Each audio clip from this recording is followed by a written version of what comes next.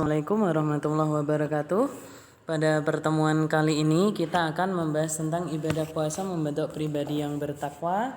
Sebelum kita memulai pertemuan kali ini, marilah kita berdoa semoga ilmu yang kita terima hari ini bisa bermanfaat di kemudian hari. Berdoa mulai.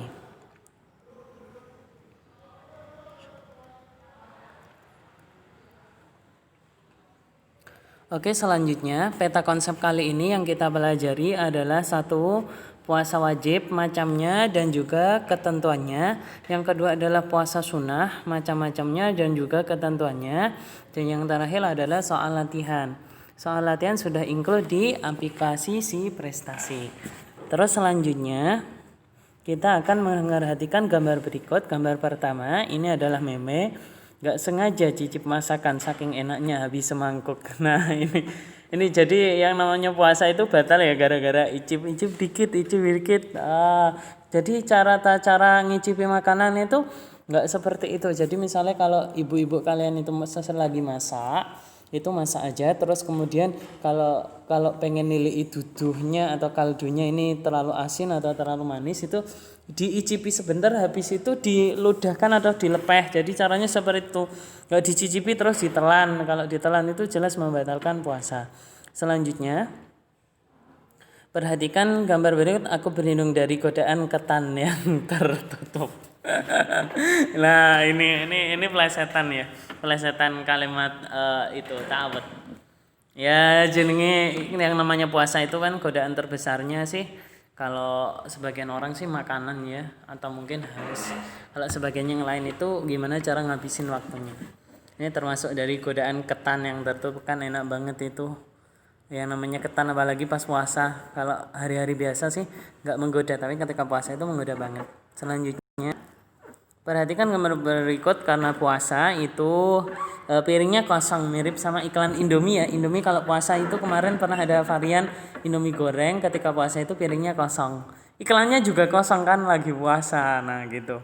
Jadi itu ramah bagi orang-orang puasa. Begitu juga stasiun televisi yang lain ketika sedang menjalankan ibadah puasa itu mereka melarang untuk yang namanya menayangkan episode food traveling, atau mungkin penayangannya diganti di malam hari. Nah, selanjutnya jam segini lihat kucing kayak lihat telur ceplok. Ya itu ada kucing terus di situ ada buah jeruk ya. Itu kucing bukan telur ceplok. Jadi imajinasinya orang yang kelaparan itu Masya Allah. Sampai lihat yang namanya kucing aja seperti telur ceplok. Selanjutnya oke, kita bahas puasa Ramadan. Kita bahas puasa wajib dulu ya. Puasa wajib itu ada yang namanya 1 puasa Ramadan, 2 puasa nazar, 3 puasa qadha, 4 puasa kifarat. Kita jelasin satu per satu. 1 puasa Ramadan ialah puasa yang harus dilaksanakan oleh setiap umat muslim yang sudah balik dan apabila ditinggalkan akan mendapat dosa. Puasa Ramadan adalah puasa yang dilaksanakan di bulan Ramadan yang merupakan rukun Islam yang keempat, hukumnya fardu ain. Artinya tidak boleh diwakilkan. Apabila sedang berhalangan melaksanakan puasa Ramadan, kita wajib menggantikannya pada hari yang lain. Yang itu nanti disebut sebagai puasa qadha. Terus selanjutnya dalil puasa Ramadan Al-Baqarah ayat 183 yang berbunyi ya ayyuhalladzina amanu kutiba alaikumusiyam kama kutiba alal ladzina min qablikum la'allakum tattaqun, yang artinya hai orang-orang yang beriman, diwajibkan atas kamu berpuasa sebagaimana diwajibkan atas orang-orang sebelum kamu agar kamu bertakwa. Jadi yang namanya perintah puasa itu bukanlah kewajiban yang baru, melainkan sudah ada sebelum Islam, sebelum Al-Qur'an itu turun. Umat-umat pra-Islam yang bertauhid telah menjalankan puasa sebagai ritual pembersihan diri, dimulai dari masa Nabi Adam. Ini Nabi Adam ya. Nabi Adam misalnya melakukan puasa sebelum ia diturunkan dari surga ke bumi lantaran melanggar ketentuan Allah. Bapak umat manusia itu merasa menyesal karena telah terbujuk rayu setan memakan buah khuldi sehingga mendekati pohon terlarang. Di bumi Nabi Adam sempat terpisah dengan istrinya Hawa dan keduanya kembali dipertemukan atas izin Allah. Menurut Ibnu Katsir, Nabi Adam berpuasa selama 3 hari tiap bulan sepanjang tahun, yang diadakan menjadi puasa Ayyamul Bid dalam syariat kita, yaitu tanggal 13, 14, dan 15 kalender Hijriyah, bukan kalender Masehi. Riwayat lain mengatakan Nabi Adam berpuasa setiap tanggal 10 Muharram. sebagai ungkapan syukur lantaran Allah mengizinkannya bertemu dengan istrinya Hawa di Arafah, tepatnya di Jabal Rahmah. Sebuah pendapat menyebutkan Nabi Adam berpuasa sehari semalam pada saat ia diturunkan dari surga oleh Allah. Jadi ritual puasa itu sudah dimulai sejak zaman Nabi Adam. Kemudian ketika zaman Nabi Nuh, yaitu Nabi Nuh berpuasa di atas perahu ketika perahu itu menampung para manusia dan binatang atas izin Allah dari bencana banjir besar yang menyapu bersih kaum yang dimurkai Allah. Bahkan anak Nabi Nuh sendiri dengan penuh termasuk ke dalam umat-umat yang dimurkai.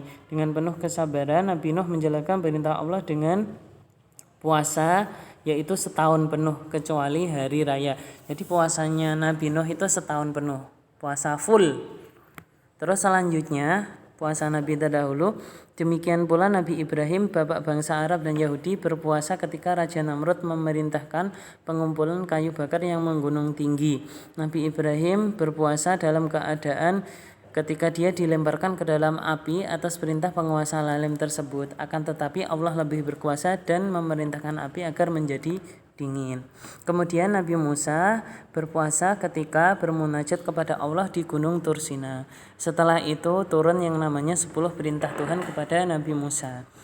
Begitu pula Nabi Yusuf ketika menjalani masa tahanan akibat difitnah telah berbuat tidak senonoh dengan Zulaikha.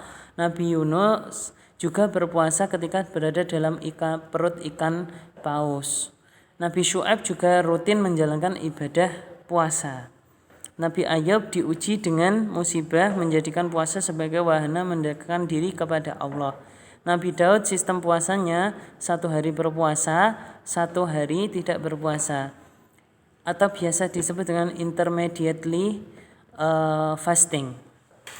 Kemudian Nabi Sulaiman juga berpuasa mengikuti puasa ayahnya, yaitu puasa Nabi Daud, yang itu menjadi bagian dari syariat kita. Terus selanjutnya adalah ketentuan puasa Ramadan. Yang satu, syarat wajib puasa A. Berakal, yang kedua B. Baligh, yang C. Mampu berpuasa. Berakal dalam artian tidak gila atau mabuk, baligh dalam artian sudah bagi laki-laki sudah pernah mimpi basah, bagi yang perempuan sudah haid. Yang C. Mampu berpuasa untuk wanita hamil, ibu menyusui, orang tua, orang yang sedang dalam perjalanan, orang yang kerja keras dan tidak mungkin berpuasa, itu nanti ada ketentuannya diperbolehkan untuk berbuka. Tapi ada penggantinya di hari lain atau membayar fidyah. Ketentuannya akan dijelaskan di bawah. 2. Syarat sahnya puasa. Yang satu, Islam. Yang B. Mumayyiz, dapat membedakan mana yang baik dan mana yang salah. Yang C. Suci dari haid dan nifas. Yang D. Dalam waktu yang diperbolehkan untuk berpuasa. Karena nanti ada beberapa waktu yang tidak diperbolehkan dalam berpuasa, misalnya hari raya, terus hari tasyrik dan lain sebagainya. Selanjutnya adalah rukun puasa. 1. Niat. Biasanya dibaca ketika selesai salat tarawih bersama-sama dengan keras, nawaitu sama ghatin anandai fadi syahri ramadana hadisanata lillahi ta'ala, atau bisa pakai bahasa Indonesia, saya niat mengerjakan puasa Ramadan secara tunai pada tahun ini lillahi ta'ala. Yang B. Menahan diri dari segala sesuatu yang membatalkan puasa dari terbit fajar hingga terbenamnya matahari. Apa yang membatalkan puasa? 1. Makan minum dengan sengaja, seperti meme yang pertama tadi, gak sengaja ngicipi habis semangkuk. Yang B. Muntah dengan disengaja atau dibuat-buat, itu juga gak boleh. Yang C. Berhubungan suami istri pada waktu siang hari di bulan Ramadan, ini nanti kifaratnya puasa 2 bulan berturut-turut. Yang D. Keluar darah haid atau nifas bagi perempuan, itu otomatis puasanya batal. Kalau perempuan biasanya mengganti di kemudian hari, itu disebut sebagai puasa qadha yang akan dijelaskan nanti. Yang E adalah gila. Yang F. Keluar cairan mani dengan sengaja atau masturbasi bagi laki-laki. Terus selanjutnya yang kelima, hal-hal yang disunahkan dalam berpuasa. 1. Mengakhirkan sahur. 2. Menyegerakan berbuka. 3. Berdoa ketika berpuasa. 4. Memperbanyak sedekah. 5. Salat malam termasuk salat tarawih. Dan 6. Tadarus atau membaca Al-Quran. Terus yang nomor 6, hal-hal yang mengurangi pahala puasa. 1. Membicarakan kejelekan orang lain atau ghibah. Yang B ada berbohong. Yang C adalah mencaci maki orang lain. 7. Orang-orang yang boleh tidak berpuasa pada bulan Ramadan. A. Orang yang sedang sakit atau tidak kuat untuk berpuasa. Nah, itu diperbolehkan untuk tidak berpuasa. Terus caranya gimana? Caranya mengqadha di hari lain atau solusinya membayar fidyah. Fidyah itu makanan. Makanan sebanyak 60 fakir miskin. Bisa dibagikan secara langsung atau dicicil setiap hari. Yang pihak orang yang sedang dalam perjalanan jauh itu tidak wajib berpuasa karena dikhawatirkan dia kelelahan dan dia harus makan atau mungkin lagi mudiknya jauh banget. Nah, itu diperbolehkan tidak berpuasa, boleh mengganti dengan di hari lain atau membayar fidyah. Yang C orang tua yang sudah lemah biasanya ini membayar fidyah. Yang D orang yang sedang hamil dan menyusui anak biasanya mengqadha di hari lain. Untuk rincian pembayaran fidyah itu satu kotak makanan. Ya, jadi modelnya itu satu kotak makanan. Nah, karena kita itu mengganti fidyah itu tergantung berapa hari yang kita tinggalkan. Nah, itu. Nah, kita meninggalkan puasanya 10. Berarti kita bayarnya ya 10 kotak makanan. Nah, itu dibagi-bagikan ke tetangga atau gimana lah. Itu bisa jadi alternatifnya. Yang selanjutnya adalah puasa nazar, yaitu puasa yang dilakukan karena mempunyai nazar. Nazar itu apa toh? Nazar itu kebaikan, janji kebaikan yang pernah diucapkan. Nazar hanya boleh dilakukan dalam hal kebaikan saja, tidak boleh pada hal keburukan atau berniat jahat. Nazar harus dilakukan karena Allah, tidak boleh bernazar kepada selain Allah. Misal bernazar kepada berhala, batu, tumbuhan dan lain sebagainya. Misalnya kamu ingin sekali lulus SMP dan memperoleh predikat 10 besar di sekolah. Jika keinginan mulia tersebut tercipta atau terwujud, aku bakal berjanji puasa 3 hari. Nah, jadi kalau misalnya keinginan itu terpenuhi, maka sampean wajib puasa 3 hari. Ini puasa nazar, ini wajib dilaksanakan.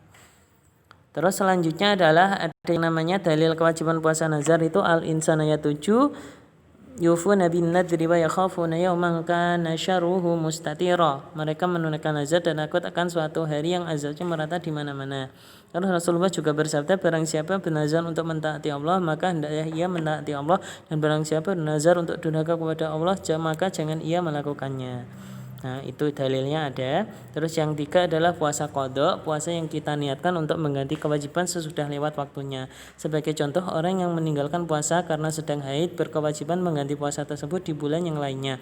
Apabila meninggalkan puasanya 6 hari, maka wajib baginya mengqadha 6 hari sebanyak hari yang ditinggalkan. Terus batas waktunya ada, batas waktunya yaitu sampai datang bulan puasa berikutnya.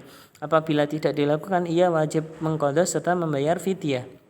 Selanjutnya adalah puasa kifarat, puasa yang dikerjakan karena melanggar suatu aturan yang telah ditentukan. Puasa kifarat itu wajib dilaksanakan apabila terjadi hal berikut. 1. Tidak mampu memenuhi nazar, jadi wajib membayarnya dengan puasa kifarat. Yang B. Berkumpul dengan istri di siang hari pada bulan puasa. Ini puasa kifaratnya harus puasa 2 bulan berturut-turut. Naik pedot di tengah bulan gimana? Kalau pedot di tengah bulan misalnya laki-laki itu berarti mengulang dari awal. Kalau perempuan pedot karena siklus itu berarti melanjutkan libur dulu puasanya, terus dilanjutkan lagi ketika dia sudah suci. Yang selanjutnya adalah membunuh secara tidak sengaja. Yang selanjutnya melakukan zihar kepada istrinya, yaitu menyamakan istri dengan ibunya. Yang selanjutnya mencukur rambut ketika ihram selesai dengan kewajiban hajinya. Yang selanjutnya berburu ketika ihram, dan yang terakhir mengerjakan haji dan umrah dengan cara tamattu atau qiran. Itu akan dijelaskan di pertemuan berikutnya.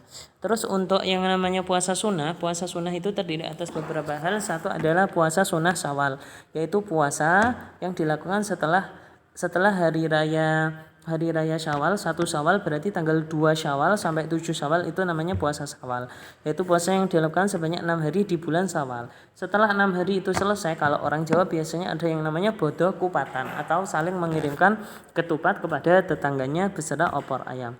Yang nomor 2 adalah puasa Arafah, dilaksanakan ketika orang melaksanakan ibadah haji sedang wukuf di padang Arafah, yaitu pada tanggal 9 Dzulhijjah, antara tanggal 8 dan juga 9 Dzulhijjah, tarwiyah sama Arafah. Itu yang melaksanakan itu bukan orang yang ibadah haji, tapi orang yang di negerinya masing-masing, karena orang ibadah haji di sana terlalu berat. Kalau melaksanakan alhamdulillah, kalau tidak melaksanakan tidak apa-apa. Yang selanjutnya adalah puasa hari Senin atau Kamis. Nah, ini menurut sebagian ulama berhubungan dengan malaikat yang mencatat amal perbuatan manusia, karena pada hari Senin dan Kamis tersebut malaikat menghadap kepada Allah untuk melaporkan catatan amalnya. Sehingga Rasulullah berharap supaya para malaikat melaporkan catatan amal terakhirnya yang tercatat adalah menjelang puasa yang sedang dijalankan atau tercatat sebagai orang yang berpuasa.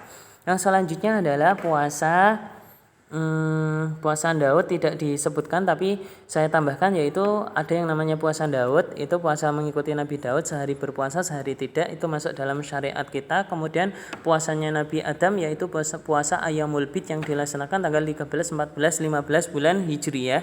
Nah, itu termasuk puasa yang syar'u man qablana, tapi masuk ke dalam syariat kita. Yang selanjutnya adalah waktu yang diharamkan untuk berpuasa, satu hari raya Idul Fitri atau hari raya Idul Adha, yang B hari tasyrik, yang C hari yang diragukan sudah masuk Ramadan atau belum. Nah, itu puasa yang diharamkan. Yang B hikmah berpuasa meningkatkan iman dan takwa, menumbuhkan rasa solidaritas. Yang C melatih dan mendidik kesabaran. Yang D mengendalikan hawa nafsu. Yang E mendidik bersikap sidik. Yang F memberikan waktu istirahat kepada organ-organ kita untuk beristirahat. Selanjutnya, sekian pembahasan kali ini, kurang lebihnya mohon maaf. Wassalamualaikum warahmatullahi wabarakatuh.